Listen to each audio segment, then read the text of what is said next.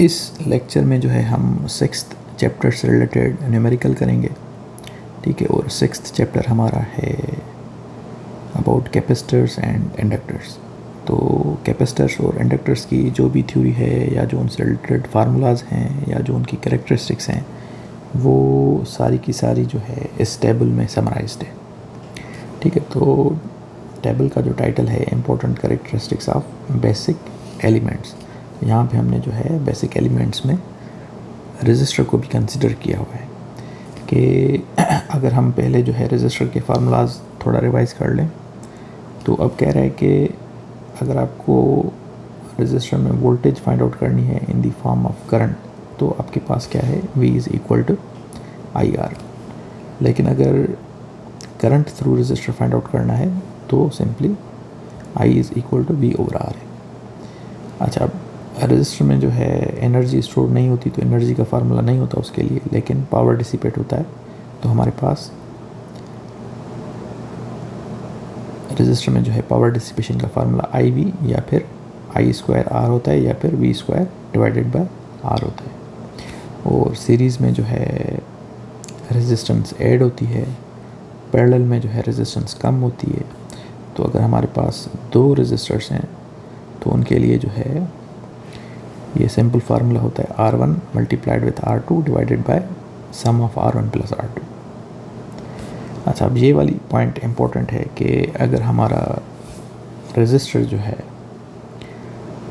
DC source के साथ connected है, ठीक है, तो अब अगर टाइम चेंज हो रहा है, time t is equal to 0 से लेके इन्फिनिटी तक जा रहा है, तो अब क्या जो है टाइम के साथ साथ जो सर्किट में रेजिस्टेंस है वो तो सेम रहेगा, ठीक है, लेकिन क्या जो करंट फ्लो हो रहा है या फिर जो वोल्टेज ड्रॉप एक रजिस्टर है वो चेंज होगी टाइम के साथ? वो नहीं होगी। तो वो मतलब जो है यहाँ पे सेम लिखा हुआ है, ठीक है।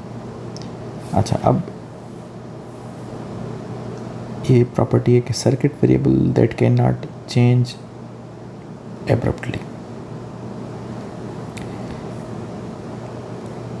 ठीक है, कि कौन सा जो है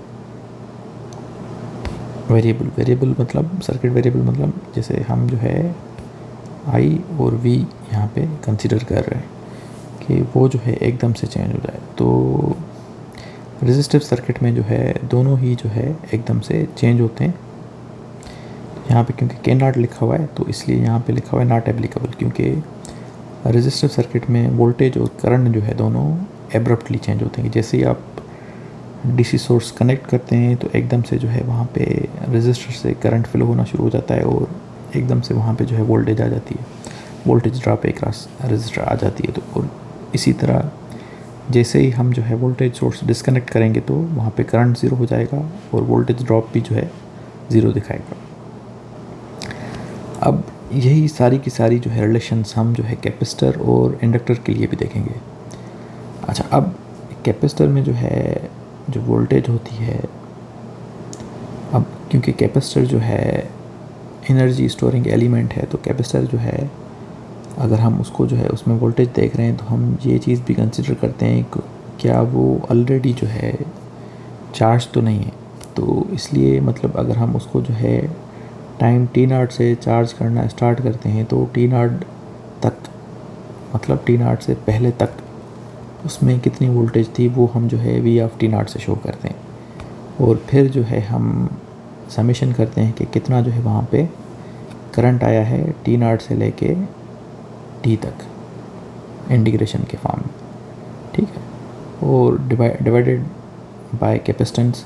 तो फिर हम जो है इसको फार्मूला को सॉल्व करते हैं तो हमें जो है वोल्टेज मिल जाती है अक्रॉस कैपेसिटर। अच्छा, अब इसी तरह कैपेसिटर में जो है अगर हमें करंट फ्लो फाइंड आउट करना है तो I is equal to C dV over dt, कि अगर वोल्टेज वहाँ पे चेंज हो रही है तो इसका मतलब ये है कि करंट फ्लो हो रहा है, लेकिन अगर वोल्टेज में कोई भी चेंज नहीं आ रही तो इसका मतलब वहाँ पे करंट जो है 0 है, ठीक है। या तो फिर जो है कैपेसिटर फुली चार्ज हो गया है या फिर जो है हमारे पास जो एनर्जी सोर्स है, डीसी वोल्टेज सोर्स, वो हमने डिस्कनेक्ट कर दिया है। अच्छा, अब ये एनर्जी का फार्मूला W = 1/2 CV²। और अगर दो कैपेसिटर्स सीरीज़ में कनेक्टेड हैं तो कैपेसिटेंस जो है सीरीज़ में कम होती है, तो फिर जो फार्मूला रेजिस्टर्स के लिए पैरेलल में था उसी तरह का फार्मूला हमारे पास इक्विवेलेंट कैपेसिटेंस का है दो कैपेसिटर्स के लिए जब वो आपस में सीरीज़ में कनेक्टेड है। ठीक है, और फिर जो है equivalent capacitance for 2 capacitors connected in parallel, तो वहाँ पे जो है कैपेसिटेंस हमारी ऐड होगी। अच्छा, अब ये इम्पोर्टेंट पॉइंट है कि अगर हम जो है डीसी वोल्टेज सोर्स जो है कैपेसिटर के साथ कनेक्ट करते हैं तो यहाँ पे जो है, जैसे हमने रजिस्टर में कहा कि अब टाइम t = 0 पे अगर हम उसको जो है रजिस्टर को जो है वोल्टेज सोर्स के साथ जो है डीसी वोल्टेज सोर्स के साथ कनेक्ट करते हैं तो टाइम t = 0 से लेके फिर इन्फिनिटी तक भी भले चले जाएं तो उसमें जो करंट और वोल्टेज जो हमें सर्किट में मिलेगी वो हमेशा एंड तक वही मिलेगी। ठीक है, लेकिन कैपेसिटिव सर्किट में क्या होगा कि जब कैपेसिटर फुली चार्ज हो जाएगा तो अब उसमें से जो है मज़ीद करंट जो है फ़्लो नहीं होगा, तो इसलिए वो जो है एज ओपन सर्किट बिहेव करेगा। ठीक है। अच्छा, अब कौन सी जो है वेरिएबल जो है एब्रप्टली चेंज जो है कैपेसिटर में नहीं होती, वो जो है हमारी वोल्टेज है। अब कैपेसिटर अगर डिस्चार्ज है तो उसको जैसे ही हम वोल्टेज सोर्स के साथ कनेक्ट करेंगे तो उसमें से जो है मतलब उसमें जो है करंट एकदम से फ़्लो करना शुरू करेगा, तो हम ये कहेंगे कि करंट जो है उसमें एब्रप्टली चेंज हो सकता है लेकिन वोल्टेज जो है आहिस्ता आहिस्ता उसमें बनेगी। इसी तरह डिस्चार्जिंग में भी यही है कि करंट जो है जब डिस्चार्ज करते हैं कैपेसिटर को तो एकदम से जो है करंट जो है उसके जो है कैपेसिटर से बाहर आता है और कैपेसिटर की वोल्टेज जो है आहिस्ता आहिस्ता कम होती है। अब यही प्रॉपर्टीज़ अगर हम इंडक्टर्स में देखें तो इंडक्टर में जो है जो वोल्टेज इंड्यूस्ड होती है, इंड्यूस्ड वोल्टेज जो होती है वो जब चेंज इन करंट होता है। ठीक है, अगर करंट में कोई चेंज नहीं हो रही, करंट कांस्टेंट है, तो वोल्टेज इंड्यूस्ड जो है वो 0 होगी। अच्छा, अब इसी तरह यहाँ पे इंडक्टर में जो है करंट उसका फार्मूला हम देख रहे हैं कि हम यहाँ पे जो है तो यहाँ पे जो है हम ये देखेंगे कि टाइम t0 पे जो है इंडक्टर में से कितना करंट जो है फ़्लो हो रहा था, फिर उसके बाद जो है क्या वहाँ पे जो है वोल्टेज इंड्यूस हुई है या नहीं हुई है। ठीक है, तो अगर वोल्टेज इंड्यूस हुई है तो जाहिर बात है अब वो डिपेंड करता है कि वोल्टेज जो है अगर इंड्यूस हुई है तो फिर हमारे पास जो है यहाँ पे करंट जो है I(t0) से डिफरेंट होगा। ठीक है,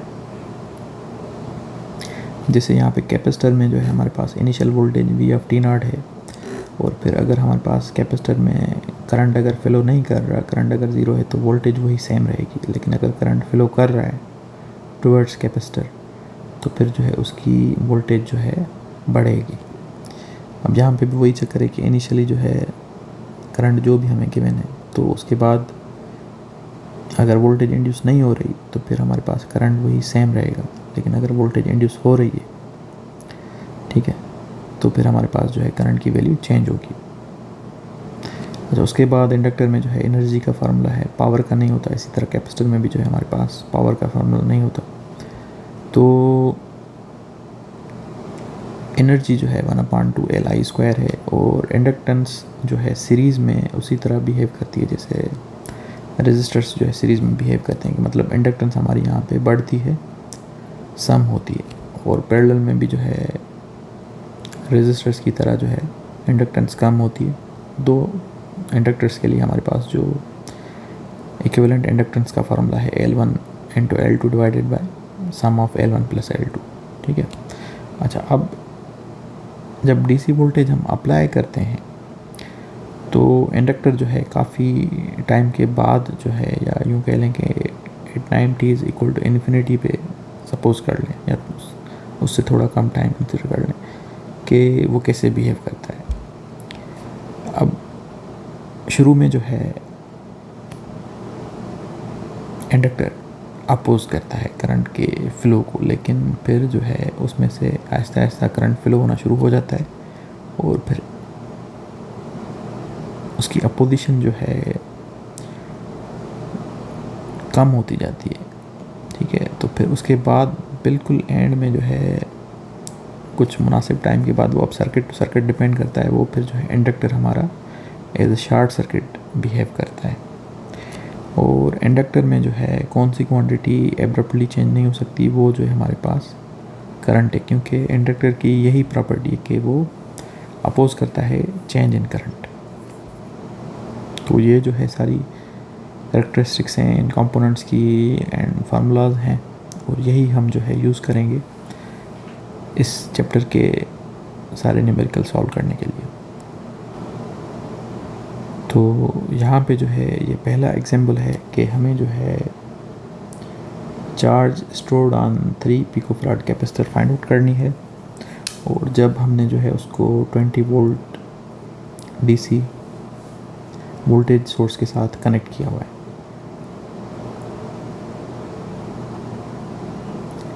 ठीक है, या फिर जो है हम यूँ कह सकते हैं कि एक कैपेसिटर है 3 पिकोफैराड का, और जो है उसके टर्मिनल्स के अक्रॉस जो है हमें वोल्टेज जो मिल रही है वो 20 वोल्ट मिल रही है। ठीक है, तो अब बताएं कि जो है इसमें जो है कितनी जो है चार्ज स्टोर्ड है। ठीक है, तो अब यहाँ पे जो हमारे पास जो फार्मूला है वो, अब क्योंकि हमारे पास दो क्वांटिटीज़ हमें गिवन नहीं, एक हमें जो है चार्ज फाइंड आउट करनी है, जो गिवन क्वांटिटीज़ हैं वो जो है हमारे पास कैपेसिटेंस है और जो है वोल्टेज है। तो अब इन तीनों क्वांटिटीज़ को अगर देखें तो हमारे पास फार्मूला है Q is equal to C into V।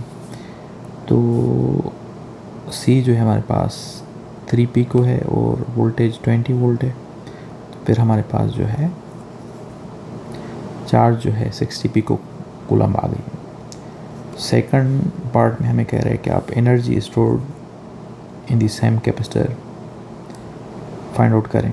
ठीक है, तो अगेन अब हम जो है हमें पता है कि कैपेसिटेंस का भी पता है और वोल्टेज का भी पता है, और ये फार्मूला अभी हमने जो है देखा था कि energy stored in capacitor is equal to 1/2 CV²। तो 1/2 सेम है, और C जो है 3 पिकोफैराड है, और V² मतलब 20², तो हमारा हो जाएगा 400। तो अब मल्टीप्लाई करेंगे तो हमारे पास 600 पिको जूल आ जाएगा। ठीक है, अच्छा, अब इस न्यूमेरिकल में हमें कह रहा है कि वोल्टेज एक रास 5 माइक्रोफैराड जो कैपेसिटर है वो क्या है V(t) के। अब वोल्टेज जो है फंक्शन ऑफ टाइम है। ठीक है, कि टाइम के साथ वेरी हो रही है, और हमें फाइंड आउट करना है करंट थ्रू इट। अब यहाँ पे जो है वेरिंग वोल्टेज हमें इसलिए गिवन है कि अगर वोल्टेज चेंज नहीं होगी तो फिर हमारे पास जो है कैपेसिटर में करंट जो है सिंपली ज़ीरो होगा। तो वोल्टेज एक रास कैपेसिटर चेंज हो रही है, तो इसका मतलब ये है कि वहाँ पे करंट भी फ्लो हो रहा होगा। ठीक है, क्योंकि हमारे पास जो फार्मूला है I(t) is equal to C dV/dt। तो अब यहाँ पे dV/dt अगर चेंज इन वोल्टेज जो है ज़ीरो हो जाएगी तो फिर करंट ज़ीरो हो जाएगा। ठीक है, या फिर यूँ कह लें कि अगर वोल्टेज हमारे पास जो है फंक्शन ऑफ टाइम नहीं है, या फंक्शन ऑफ टाइम है भी लेकिन जो है हमारे पास वो कोई कांस्टेंट है।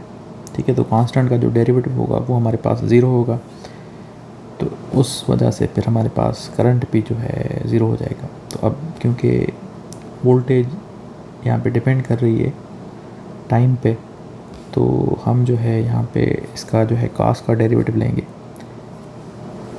ठीक है, d/dt ऑफ 10 cos 6000t। ठीक है। और उसके साथ हमारे पास जो कैपेसिटेंस की वैल्यू है वो हमारे पास है 5 माइक्रोफेराड। तो कास का जो हमारे पास डेरिवेटिव है वो हमारे पास है, अच्छा ये 10 जो है हमारे पास सेम है, ठीक है।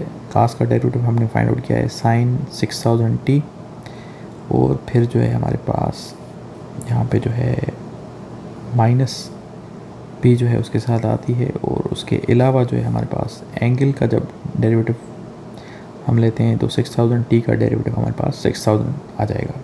तो कास t का जो डेरिवेटिव होता है हमारे पास वो माइनस साइन t होगा।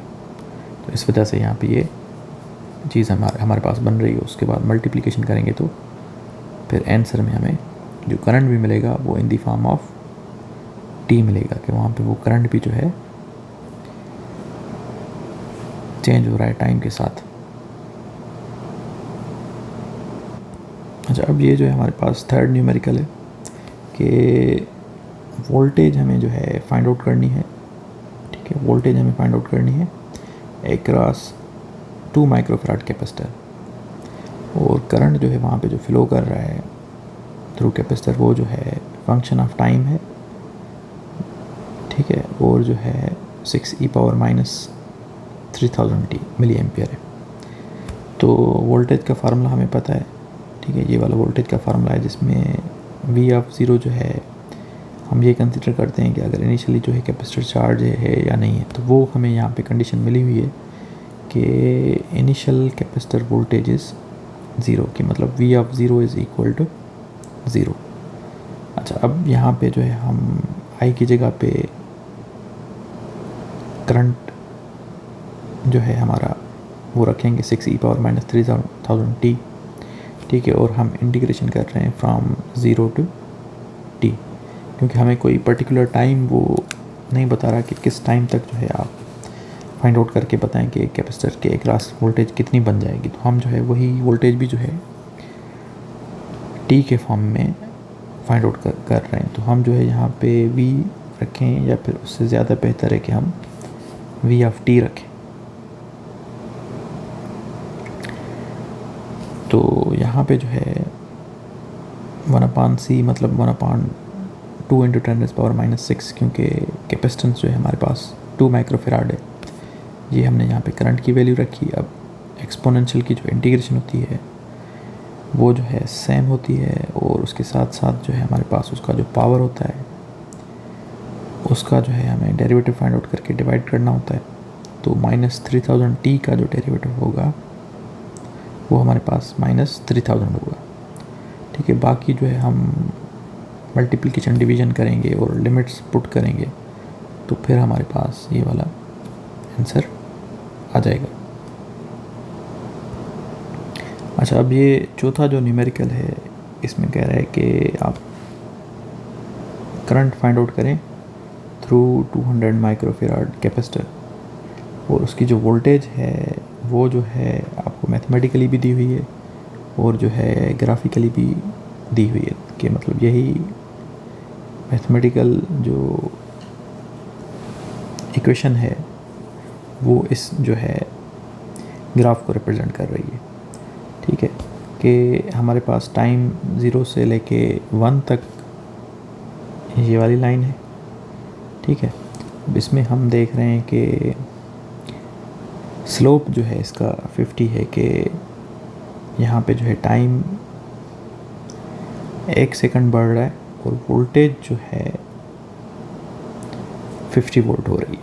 तो इस लाइन का जो स्लोप है वो 50 है, ठीक है। और वाई इंटरसेप्ट यहाँ पे जो है 0 है, ठीक है, क्योंकि हमारे पास जब टाइम 0 है तो उस वक्त जो है वोल्टेज भी 0 है। इसी तरह फिर टाइम 1 और 3 से 1 और 3 के दरमियान जो हमारे पास लाइन है वो हमारे पास जो है ये वाली है, ठीक है। अच्छा, अब इस लाइन का स्लोप हमारे पास क्या है? -50। इस लाइन का स्लोप हमारे पास है -50, और वाई इंटरसेप्ट हमारे पास है 100। कि इस लाइन को जो है अगर हम देखें तो इस लाइन को अगर हम एक्सटेंड करें तो जब टाइम 0 होगा तो उस वक्त y की वैल्यू हमारे पास क्या होगी, उस वक्त y की वैल्यू हमारे पास 100 होगी। ठीक है, तो उसको हम कहते हैं y इंटरसेप्ट। इसी तरह ये फिर तीसरी लाइन की भी जो है इक्वेशन है। अच्छा, अब करंट का जो फार्मूला है वो है हमारे पास I = C/dV/dt। तो यहाँ पे जो है वोल्टेज चेंज हो रही है। ठीक है, तो इसका मतलब ये है कि वहाँ पे जो है करंट भी फ्लो हो रहा है। तो ये हमारे पास C की वैल्यू है और ये हमारे पास जो है डेरिवेटिव्स हैं। ठीक है, ये 200 माइक्रोफेराड और 50t का जो हमारे पास डेरिवेटिव है वो 50 है। 100 - 50t का जो डेरिवेटिव है वो हमारे पास है -50। फिर जो है -200 + 50t का डेरिवेटिव हमारे पास है 50। 0 का डेरिवेटिव 0। ठीक है, तो उसके बाद फिर हमने जो है 200 माइक्रो को जो है हमने इन चारों नंबर्स के साथ मल्टीप्लाई किया है, तो हमें जो है करंट की वैल्यू मिल रही है। और उसको फिर फर्दर हमने जो है यहाँ पे प्लॉट किया है कि 0 से लेके 1 तक जो हमारे पास वैल्यू है करंट की वो 10 मिली एम्पियर है, और फिर 1 से लेके 3 तक जो है हमारे पास -10 मिली एम्पियर है, और फिर जो है अगेन 10 मिली एम्पियर है। ठीक है, तो अब यहाँ पे आप ये चीज़ ऑब्ज़र्व कर सकते हैं कि कैपेसिटर में जो है करंट एब्रप्टली चेंज हो सकता है। ठीक है, कैपेसिटर में करंट एब्रप्टली चेंज हो सकता है, लेकिन आप वोल्टेज को अगर देखें तो वोल्टेज जो है यहाँ पे स्लोली चेंज हो रही है। ठीक है, कि ऊपर जा रही है, फिर जो है हमारी वोल्टेज जो है नीचे आ रही है, फिर जो है ऊपर जा रही है। मतलब यहाँ पे जो है एकदम से जो है ऊपर या नीचे वोल्टेज नहीं हो रही।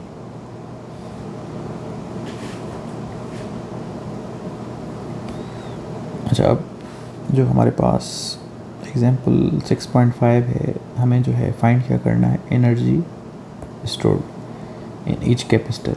ठीक है, अब यहाँ पे इम्पोर्टेंट बात है कि कह रहा है कि under DC conditions. Under DC conditions के मतलब जो है हमारे पास ये हमें कंसिडर करना है कि काफ़ी टाइम के बाद जो है इस सर्किट में जो है कैपेसिटर किस तरह बिहेव करता है वो हम पढ़ चुके हैं कि डीसी सर्किट्स में कैपेसिटर जो है जब फुली चार्ज हो जाता है तो वो as a open circuit behave करता है। तो अंडर डीसी कंडीशंस का यही मतलब है कि आपको ये कंसिडर करना है कि कैपेसिटर जो है as a open circuit behave करेगा। ठीक है, तो अब एक्चुअल सर्किट जो है हमारा ये ऊपर वाला है। अब अंडर डीसी कंडीशंस का मतलब ये होगा कि अब हम जो है यहाँ पे कैपेसिटर को रिप्लेस कर रहे हैं ओपन सर्किट, और वहाँ पे हम जो है V1 शो कर रहे हैं कि वो जो है वोल्टेज अक्रॉस कैपेसिटर है। इसी तरह कैपेसिटर जो दूसरा वाला है उसको हम ओपन सर्किट के साथ रिप्लेस कर रहे हैं, और वहाँ पे जो है हम V2 जो है लिख रहे हैं। अब ये V1 और V2 क्यों लिख रहे हैं, क्योंकि हमें फाइंड आउट करनी है एनर्जी, और एनर्जी इक्वल होती है 1/2 CV²। तो C का तो वैल्यू है लेकिन V का वैल्यू नहीं है, तो अब V का वैल्यू हमें जो है फाइंड आउट करना है। तो अब जब ये सर्किट हमारा सिंपल हो गया, ठीक है, तो एक्चुअली में हमारे पास क्या है कि अब हमारे पास एक ये वाला रजिस्टर है 3 किलो ओम, फिर हमारे पास 2 किलो ओम का रजिस्टर है, और फिर हमारे पास जो है 4 किलो ओम का रजिस्टर है। ठीक है, अब यहाँ पे जो सोर्स हमें गिवन है वो हमारा सोर्स जो है वो करंट सोर्स है। तो अब यहाँ पे एक नोड बन रहा है। ठीक है, अच्छा, अब उस नोड पे जो है हमारा जो करंट है वो डिवाइड होगा। तो अब यहाँ पे जो है हम CDR लगाएंगे। तो अब CDR में हमें पता है कि जिस ब्रांच में हमें करंट फाइंड आउट करना होता है तो उसके रेजिस्टेंस को हम कंसिडर नहीं करते, बल्कि अपोजिट रेजिस्टेंस को कंसिडर करते हैं जो कि हमारा 3 किलो ओम है।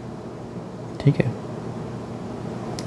और फिर इसी तरह हम जो है टोटल रेजिस्टेंस जो है नीचे रखते हैं कि टोटल रेजिस्टेंस हमारे पास है 3 किलो ओहम, 2 किलो ओहम और 4 किलो ओहम। इन तीनों को सम करके हम रखेंगे तो किलो किलो यहाँ पे जो है कैंसिल हो रहा है, और उसके बाद हम फिर मल्टीप्लाई करते हैं उसको सोर्स करंट के साथ, तो वो हमारा 6 मिली एम्पियर है। तो इसको सॉल्व जब हम करेंगे तो हमें मिल जाएगा 2 मिली एम्पियर की आई की जो वैल्यू है वो क्या है, 2 मिली एम्पियर। तो अब आई जब मिल गई हमें तो वो आई जो है हमारी 2 किलो ओहम से भी पास हो रही है और 4 किलो ओहम से भी पास हो रही है, ठीक है, क्योंकि सीरीज़ में है 2 kilo ohm and 4 kilo ohm. तो 2 किलो ओहम से जो करंट पास हो रहा है, अब उसको अगर हम 2 किलो ओहम के साथ मल्टीप्लाई करेंगे तो वो वोल्टेज हमें मिल जाएगी, और वही वोल्टेज जो है, क्योंकि जो हमारा 2 मिली फेराड कैपेसिटर है वो पैरेलल में है 2 किलो ओहम रजिस्टर के साथ, तो वोल्टेज वो जो है V1 होगी, ठीक है। तो V1 is equal to 2 kilo, ठीक है, और करंट की वैल्यू अभी जो हमने फाइंड आउट की है 2 मिली, तो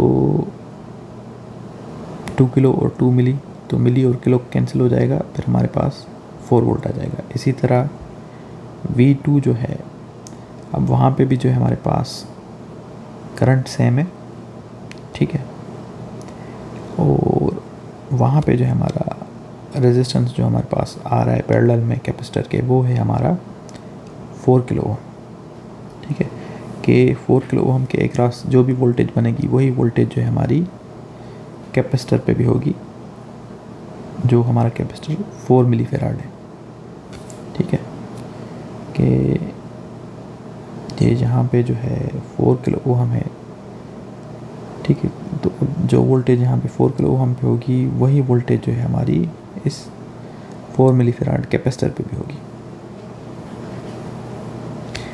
तो सिंपली यहाँ से हमें V2 मिल गई। अब हमारे पास C1 भी है, V1 भी है, C2 भी है, V2 भी है, तो हम W1 और W2 इजीली मल्टीप्लाई और जो है डिवाइड करके नंबर्स को फाइंड आउट कर सकते हैं, जो कि हमारे पास 16 मिली जूल और 128 मिली जूल आ रही है।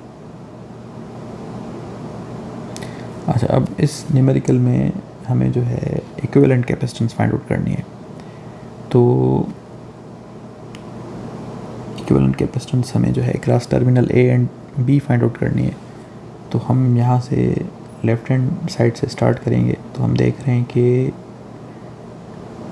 2 माइक्रोफेराड एंड 5 माइक्रोफेराड जो है ये सीरीज़ में है। तो सीरीज़ में है तो अब 2 कैपेसिटर्स हैं, तो उनका जो है हमने जो डायरेक्ट फार्मूला पढ़ा था कि उनकी कैपेसिटेंस को मल्टीप्लाई करके उनके सम के साथ डिवाइड करना है। तो फिर हमें जो है यहाँ पे 4 माइक्रोफेराड मिल रही है। अब वो जो 4 माइक्रोफेराड है वो 6 माइक्रोफेराड और 20 माइक्रोफेराड के साथ पैरेलल में है, तो पैरेलल में कैपेसिटेंस हमारी ऐड होती है, ठीक है। अब ऐड होने के बाद फिर वो जो है सीरीज़ में बन जाएगी 60 माइक्रोफेराड के साथ, तो फिर हमारे पास 30 और 60 माइक्रोफेराड की पैरेलल कैपेसिटेंस जब हम फाइंड आउट कर रहे हैं तो वो हमारे पास 20 माइक्रोफेराड आ रही है। अच्छा, अब इस न्यूमेरिकल में कह रहा है कि आप जो है हर कैपेसिटर के अक्रॉस जो है वोल्टेज फाइंड आउट करें, ठीक है। तो 4 हमारे पास कैपेसिटर्स हैं और हमें जो है 30 वोल्ट गिवन है। अब यहाँ पे देखें कि करंट का जो फार्मूला है कैपेसिटर्स में I = C dV/dt। तो अब वोल्टेज जो है कांस्टेंट है, चेंज होगी नहीं। यहाँ पे जो है करंट का पता नहीं चलेगा, ठीक है, करंट का पता नहीं चलेगा, तो फिर हमें जो है वोल्टेज फाइंड आउट करने में जो है प्रॉब्लम होगी। तो अब हम जो है इस न्यूमेरिकल को विद द हेल्प ऑफ जो है चार्ज सॉल्व करेंगे, ठीक है। अच्छा, अब सबसे पहले जो है हम टोटल चार्ज फाइंड आउट करने के लिए पहले टोटल कैपेसिटेंस इक्विवेलेंट, इस पूरे सर्किट की इक्विवेलेंट कैपेसिटेंस फाइंड आउट करेंगे। अब यहाँ पे देखा जाए तो हमारे पास जो 40 मिलीफेराड और 20 मिलीफेराड है वो पैरेलल में है, तो ये हमारे पास हो जाएगा 60 मिली फेराड। ठीक है, अब 60 मिली फेराड के बाद फिर हम जो है फिर हमारे पास सारे सीरीज़ में बन जाएंगे 20 मिली फेराड, 30 मिली फेराड और जो है 60 मिली फेराड सीरीज़ में बन जाएंगे। तो फिर तीनों की सीरीज़ में जो है कैपेसिटेंस हम यहाँ पे फाइंड आउट कर रहे हैं कि C equivalent is equal to 1/1 + 60 plus 1/30 plus 1/20। ठीक है,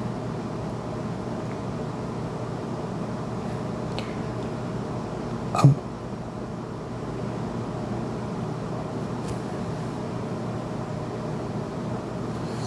ये मिली फेराड हमने जो है तीनों में से कॉमन निकाल के ऊपर रखा है। और ये भी जो फार्मूला है आपको अगर थोड़ा कॉम्प्लेक्स लग रहा है तो एक्चुअली में ये हमने जो है 1/C equivalent is equal to 1/C1 plus 1/C2 plus 1/C3 में से जो है हमने C इक्विवेलेंट की वैल्यू निकाली है। तो इस वजह से ये सारे के सारे 1/C1 plus 1/C2 plus 1/C3 नीचे आ गए।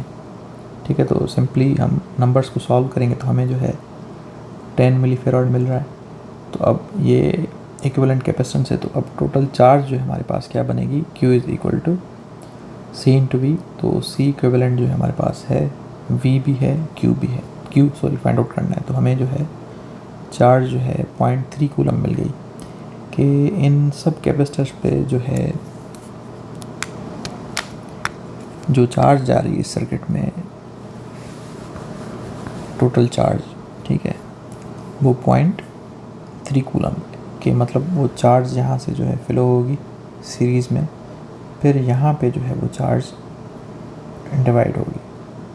ठीक है, तो 20 मिली फेराड से भी जो है चार्ज 3 कूलम जाएगी, 30 मिली फेराड से भी जो चार्ज है वो 0.3 कूलम जाएगी, और फिर इस नोड पे जो है चार्ज वो डिवाइड हो जाएगी। ठीक है, तो अब हम जो है 20 मिली फेराड पे जो है अगर हमें वोल्टेज फाइंड आउट करनी है तो V1 is equal to Q over C1। ठीक है, चार्ज क्योंकि अब वही होगी 0.3 कूलम। इसी तरह V2 पे भी वही चार्ज है, तो हम जो है Q ओवर C2 कर रहे हैं।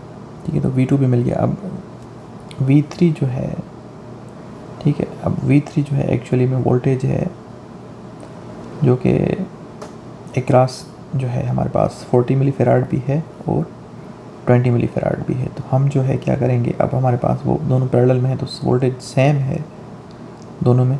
तो इसका मतलब एक्चुअली में ये है कि अगर हम जो है टोटल वोल्टेज में से जो कि हमारी क्या है 30 वोल्ट, उसमें से V1 और V2 सब्ट्रैक्ट कर दें तो हमें क्या मिल जाएगी, V3 मिल जाएगी। ठीक है, या फिर दूसरा तरीका यहाँ पे बता रहा है कि 40 और 20 मिली फेराड जो कैपेसिटर्स हैं उनकी जो है इक्विवेलेंट कैपेसिटेंस आप फाइंड आउट करें, वो जो है हमारे पास क्या है 60 मिली फेराड।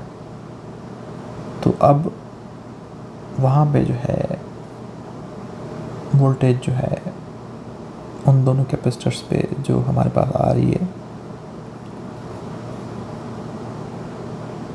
वो 0.3 डिवाइडेड बाय 60 मिली, वो हमारे पास 5 वोल्ट आ रही। तो यहाँ पे भी जो है हमारे पास 5 वोल्ट आ रही थी, यहाँ पे भी जो है हमारे पास 5 वोल्ट आ रही है।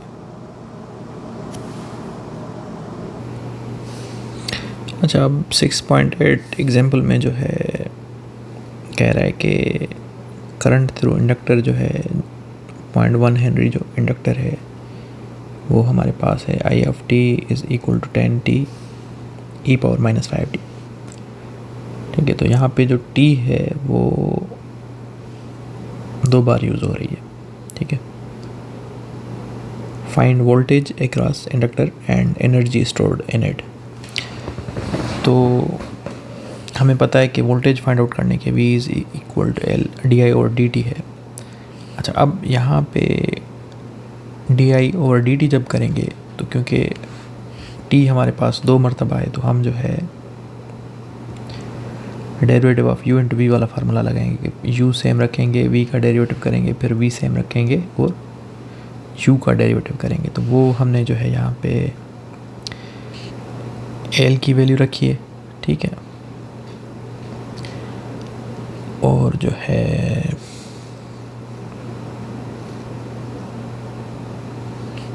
di/dt ऑफ 10t e⁻⁵t हम फाइंड आउट कर रहे हैं, ठीक है। तो अब ये सिंपली फार्मूला हम अप्लाई करेंगे यहाँ पे, तो फिर हमारे पास ये रिज़ल्ट आ रहा है। उसके बाद हम जो है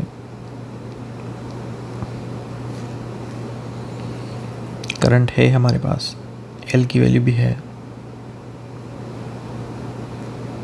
तो एनर्जी हम इजीली फाइंड आउट कर सकते हैं। अच्छा, अब यहाँ पे 1/2, फिर एल की वैल्यू 0.1 है, आई की वैल्यू जो है हमारे पास 10t e⁻⁵t है, तो 10 का स्क्वायर 100 है, टी का स्क्वायर हमारे पास t स्क्वायर है, और e⁻⁵t का स्क्वायर जो है हमारे पास e⁻10t है। तो इन सब को हम जब मल्टीप्लाई करेंगे तो हमें ये वैल्यू मिल रहा है, ठीक है। और यहाँ पे भी जो हमने जो u/v वाला फार्मूला लगाया है, तो e⁻⁵t, अच्छा उससे पहले जो हमने 0.1 और जो हमारे पास करंट की वैल्यू में 10 है उसको हमने मल्टीप्लाई किया है, तो वो 1 हो गया है, तो वो हमने यहाँ पे 1 शो नहीं किया। उसके बाद हमने e⁻⁵t सेम रखा है, t का डेरिवेटिव 1 है वो भी हमने नहीं रखा, फिर t हमने सेम रखा है, और e⁻⁵t का जो है हमने डेरिवेटिव लिया है, तो e⁻⁵t जो है कॉमन निकाल के हमने 1 - 5t करके रखा है। अच्छा, अब इस न्यूमेरिकल में हमारे पास जो है एक इंडक्टर है जिसकी इंडक्टेंस की वैल्यू जो है 5 हेनरी है, और वोल्टेज जो है अक्रॉस इंडक्टर जो है हमें गिवन है, ठीक है, लेकिन ये वोल्टेज बता रहा है कि 0 है for time t is less than 0, ठीक है। अच्छा, अब फाइंड क्या करना है, energy stored at t is equal to 5 second, और उससे पहले हमें फाइंड करना है करंट, और दूसरा ये कह रहा है कि इनिशियल जो करंट है time t is equal to 0 पे, इनिशियली वहाँ पे जो है कोई करंट नहीं है। तो जब हम करंट फाइंड आउट करेंगे, फार्मूला जब हम ये लिखेंगे, तो आई ऑफ t0 की जगह पे हम आई ऑफ 0 लिखेंगे, और हम इंटीग्रेशन की लिमिट शुरू करेंगे 0 से लेके t तक, क्योंकि 0 से पीछे ना तो करंट है हमारे पास, ना ही जो है हमारे पास वोल्टेज है, तो फिर इसलिए हम जो है करंट जो है हम 0 से लेकर t तक फाइंड आउट करेंगे। तो वोल्टेज का फंक्शन हमने रखा है यहाँ पे, आई ऑफ 0 जो है हमने 0 रखा है, और 1/L मतलब 1/5, ठीक है। इंटीग्रेशन सिंपल है, यहाँ पे करंट मिल जाएगा। उसके बाद हम जो है एनर्जी फाइंड आउट करने के लिए जो है हम जो है डायरेक्टली 1/2L²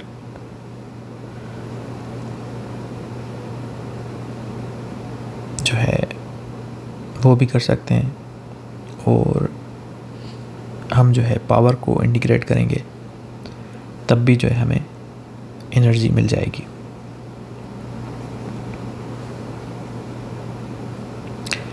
तो पावर जो है वो हमारा यहाँ पे, क्योंकि हमें करंट की वैल्यू भी मिल गई है और वोल्टेज ऑलरेडी हमारे पास है, तो आई और टी को जब हमने मल्टीप्लाई किया, यहाँ पे 2t³ है और यहाँ पे जो है 30t² है, तो 60t⁵ बन गया। अच्छा, अब एनर्जी जो है कह रहा है कि आप time t is equal to 5 second पे फाइंड आउट करें। तो अब जो इंटीग्रेशन हम करेंगे कि एनर्जी जो है 0 से लेके 5th सेकंड तक कितनी जो है हमारे पास बन गई है, ठीक है,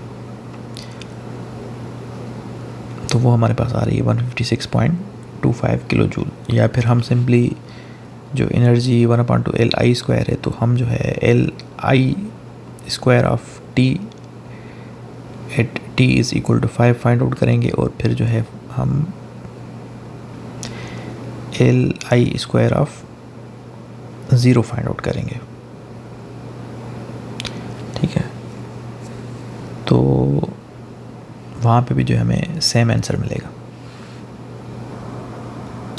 अच्छा, एग्जाम्पल 6.10 में जो है सर्किट हमें मिला हुआ है ए पार्ट में। ठीक है, अब जो है डीसी कंडीशंस कंसिडर करनी है और हमें फाइंड आउट क्या करना है। फाइंड हमें ये करना है कि कितना यहाँ से करंट जा रहा है आई, और जो है वोल्टेज अक्रॉस कैपेसिटर क्या है और करंट थ्रू इंडक्टर क्या है। तो अंडर डीसी कंडीशंस हमने जो है कैपेसिटर को ओपन सर्किट कर दिया, इंडक्टर को शॉर्ट सर्किट कर दिया और उसके बाद हम ये देख रहे हैं कि ये जो करंट आई है, अब क्योंकि हमारे पास सिर्फ 2 रेजिस्टर्स बचे हैं, जब हमने डीसी कंडीशंस कंसिडर किए हैं तो हमारे पास सिर्फ 1 ओहम और 5 ओहम है, दोनों सीरीज़ में है। तो इसका मतलब ये है कि सीरीज़ में क्योंकि करंट सेम होगा तो इसका मतलब ये है कि आई एल भी जो है वही होगा जो आई का वैल्यू होगा। तो अब सिंपली सीरीज़ में है 2 रेजिस्टर्स, तो हम क्या कर रहे हैं, हम जो है आई फाइंड आउट करने के लिए जो कि बराबर है आई एल के टोटल वोल्टेज जो कि 12 वोल्ट है divided by total resistance of the circuit 1 + 5। तो हमारे पास वैल्यू आ गई करंट की 2 एम्पियर। अच्छा, अब ये करंट जब यहाँ से फ्लो हो रहा है तो हम, क्योंकि अब करंट की वैल्यू मिल गई है, तो हम जो है energy stored in an inductor easily find out कर सकते हैं। फिर उसके बाद हम ये देख रहे हैं कि यहाँ पे जो है जो करंट है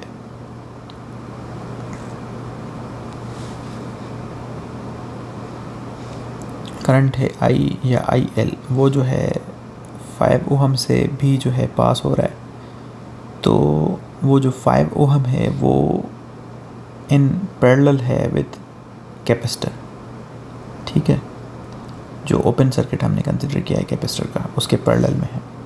तो मतलब उस जो है ओपन सर्किट पे जो वोल्टेज आएगी वही जो है 5 ओहम रेजिस्टर के अक्रॉस वोल्टेज होगी। तो इसका मतलब ये है कि अगर हम जो है 5 ओहम रेजिस्टर के अक्रॉस वोल्टेज फाइंड आउट करें तो वही हमारी जो है VC होगी।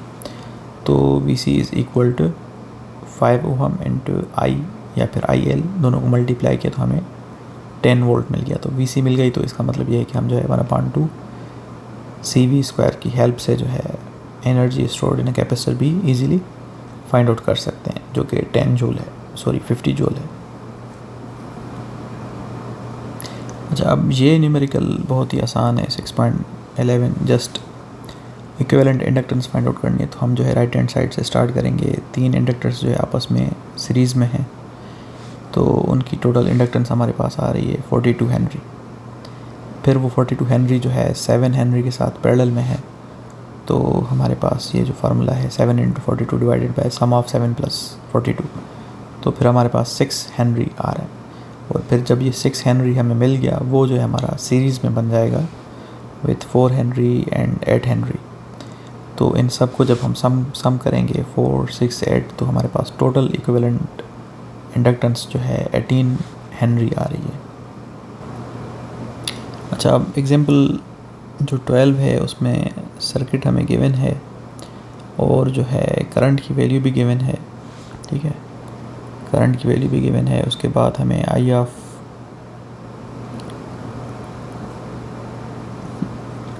I2 ऑफ 0 भी जो है गिवन है। ठीक है, I2 of 0 is equal to -1 milliampere. Find क्या करना है हमें, I1 ऑफ 0।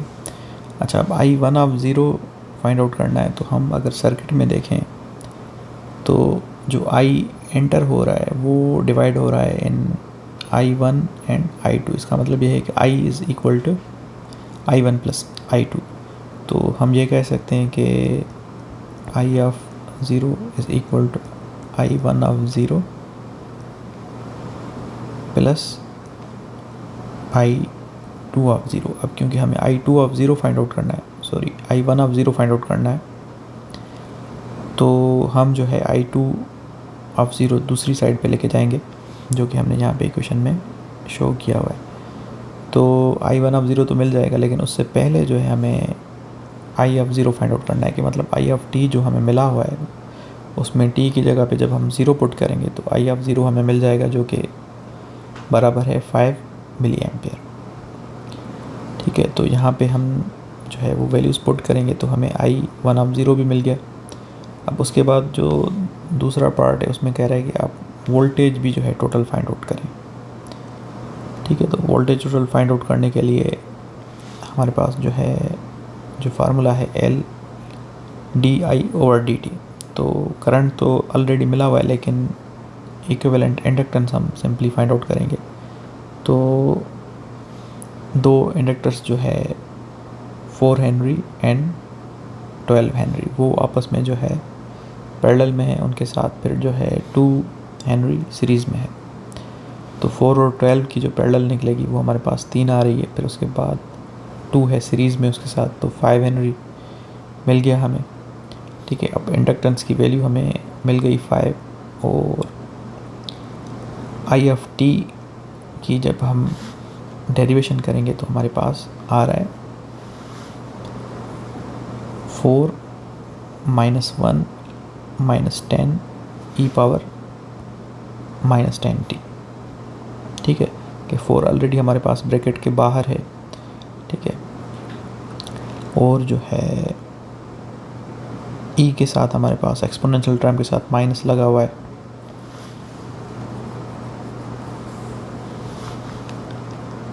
वो हमने माइनस यहाँ पे रखी -1, और फिर जो है एक्सपोनेंशियल टर्म की डेरिवेटिव वही होगी e⁻−10, लेकिन उसके जो पावर पे -10t है उसका डेरिवेटिव फिर हमारे पास -10 आ रहा है। तो इन सब नंबर्स को मल्टीप्लाई करके हमने जब देखा तो हमारे पास 200 e⁻10t मिली वोल्ट आ गया। अच्छा, अब हमें जो है फिर कह रहा है कि V1 फाइंड आउट करें। V1 के मतलब जो है हमारे पास 2 हेनरी इंडक्टर में जो है वोल्टेज कितनी इंड्यूस हुई है वो फाइंड आउट करनी है। तो अब हमें जो है करंट I ऑलरेडी गिवन है। ठीक है, इंडक्टेंस की वैल्यू भी है, तो di/dt जो है हम सिंपली फाइंड आउट करेंगे, बल्कि ये जो ऊपर अभी हमने यहाँ पे किया है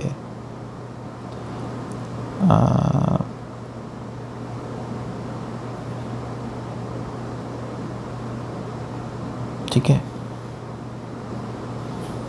वही है, सही है, सेम है di/dt। तो फिर मल्टीप्लिकेशन और सिंप्लीफिकेशन के बाद जो है हमारे पास 80e⁻10t मिली वोल्ट आ गया। अब जो है जो एक्चुअल टोटल वोल्टेज है हमारे पास वो डिवाइड हो रही है V1 और V2 के फॉर्म में। ठीक है, तो अब हमारे पास V भी है, V1 भी है, तो हम ये कह सकते हैं कि V2 is equal to V minus V1। तो वो जब हमने सब्ट्रैक्शन की तो हमें जो है वहाँ पे मिला है 120e⁻10t मिली वोल्ट। बाकी हमें जो है I1 और I2 जो है फाइंड आउट करना है।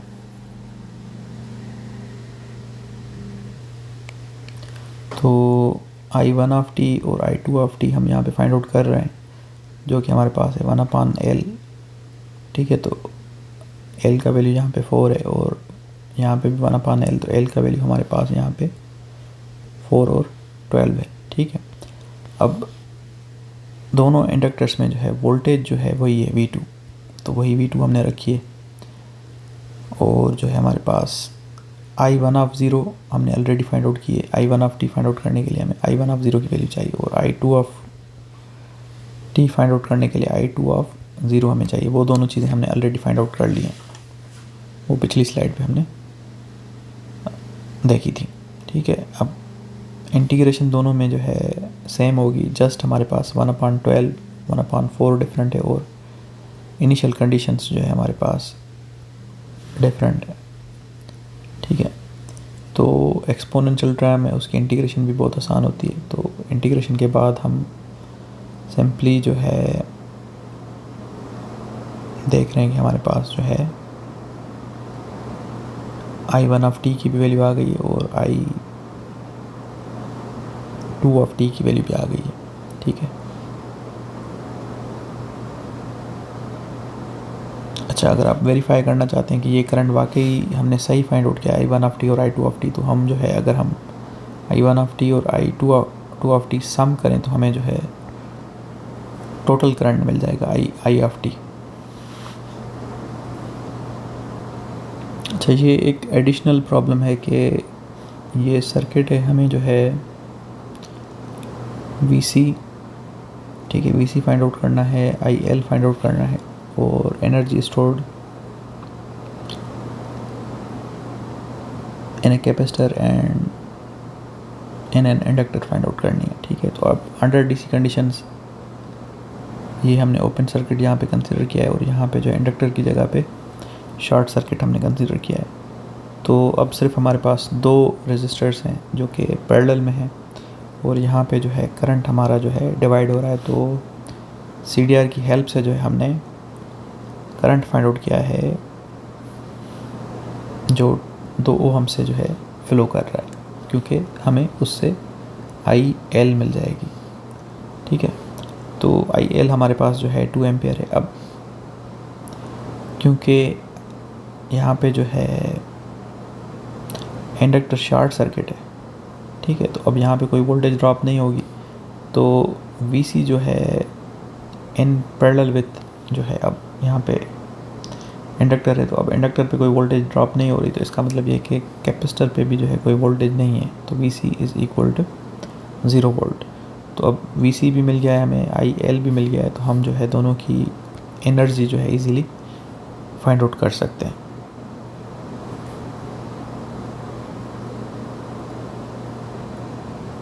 अच्छा, अब ये भी जो है कि एक्स्ट्रा प्रॉब्लम है कि सर्किट हमें गिवन है और हमें जो है अंडर डीसी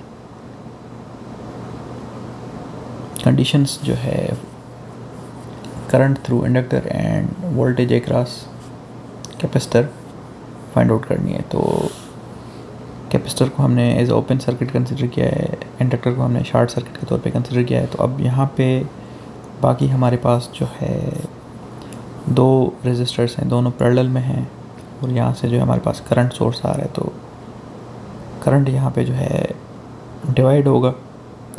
तो अब CDR जब हम लगाएंगे और हमें अगर करंट जो है 20 किलो ओहम के थ्रू फाइंड आउट करना है, क्योंकि वही होगा हमारा I, तो फिर हम CDR की हेल्प से वो करंट फाइंड आउट कर रहे हैं जो कि हमारे पास आ रहा है 3 मिली एम्पियर।